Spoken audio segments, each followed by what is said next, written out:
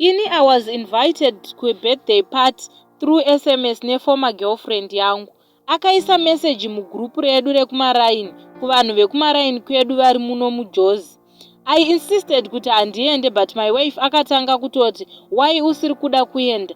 Une pfungwa dzekudhara, asi uchiri kumuda ex wako here? Tiendere henyu kwamakokwa. Tisati tapedza conversation nemukadzi wangu, kwakabva kwapinda imwe message invitation futi kuapp kwangu yaitaura dress code, time and so forth. We were given directions. Ndakasvika takatambirwa ball, but to my surprise paive nevanhu vashoma vekuziva, and habi waex wangu akanga asipo.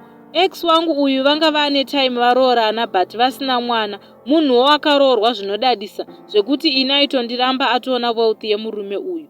At first aingotaurawo tunyaya, then ndobva azondidedza achindisimbisa kuti ndive comfortable. Ndopandakatanga kupiwa my expensive drinks nezvimwewo. To my surprise zvaingopiwa inini chete. Around 6 p.m. kwakazouyiswa sort of juice rakaiswa ice ndokuridhudhudzira. By that time kwainge kwasara vanhu 3 or 4. Ndichingopedza ndobva ndapiwa another one which was different from the first one. Then I passed out. Handina kuzoziva zvaiitika, ndaingoona madzengerera ega ega. I woke up around midnight ndiri pabed ndisina kunyatsosimira. Then munhu kwakuya kwakunditi, enda unogeza ndikudedzere Uber. Ini ndakutonyara ndichifunga kuti ndanga ndadhakwa rafu. Pakunogeza wanike sikarudzi yangu yashandiswa, yakacheneruka. Then I realized kuti ndakanga ndarariswa nevanhu.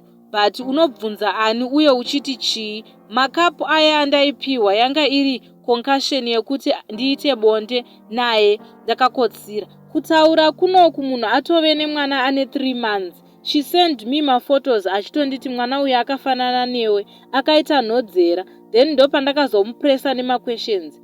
Kusvika andiudza chokwadi, what transpired that night. Akutochema hanzi murume wangu haazvare, ndosaka ndakachuza iwe. Ndaitya kukutaurira pafair. Ndiri kutofunga kunoripota kumapurisa kuti rape case nekuti ndine proof, but handizive kuti mukadzi wangu akazviziva zvinopera mushe here.